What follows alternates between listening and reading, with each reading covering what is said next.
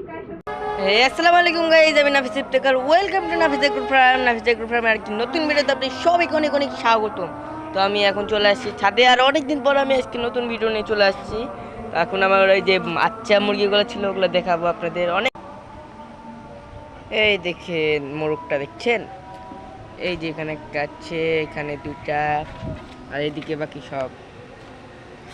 আর আমি কিন্তু আজকে এই দেখেন ঝড় উঠে গেছে, আম কুড়াতে যাওয়া লাগবে। এই মুরগিগুলোকে এখন আমি তুলে দিব, আর আমি এখন মেন কাজ করছি যে লাল শাক তুলছি,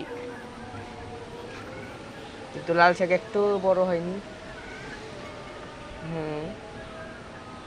কিন্তু মুরগির জ্বালায় তুলে ফেলছি, মুরগি সব ফেলছে। আবার এমনিতে ঝড় হচ্ছে, আজকে একটাও থাকবে না লাল শাক, সব গায়েব হয়ে যাবে। এর জন্য আরো বিশেষভাবে তুলছি। তো এখন মুরগিগুলো তুলে দিই।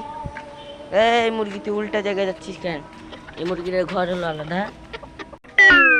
এখন এই মুরগিগুলো তুলবো, এটা খেয়ে তোলা শেষ। আর আমি দেখেন কানে কি লাগাইছি, ফোন। যা যা যা, কপ কপ কপ কপ। আপনারা হয়তো আমাকে অনেকেই বলবেন কি লাল শাক এত ছোটোতে তুলে দিচ্ছে কেন?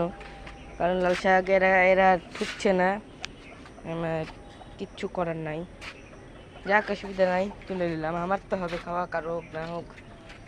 তো আমার মিনি পন্ডে কিন্তু মেলা মাছ হয়ে গেছে, দেখতে পাচ্ছেন। আজকে খাওয়া দিলাম, দেখছে লাফাচ্ছে।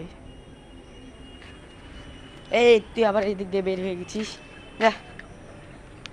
তো গাইস, আজকের ভিডিওটা এখানে শেষ করলাম। ভিডিওটা ভালো লাগলে লাইক করবেন, সাবস্ক্রাইব করবেন, আর আমাদের চ্যানেলের পাশে থাকবেন। আসসালামু আলাইকুম, আল্লাহ হাফেজ।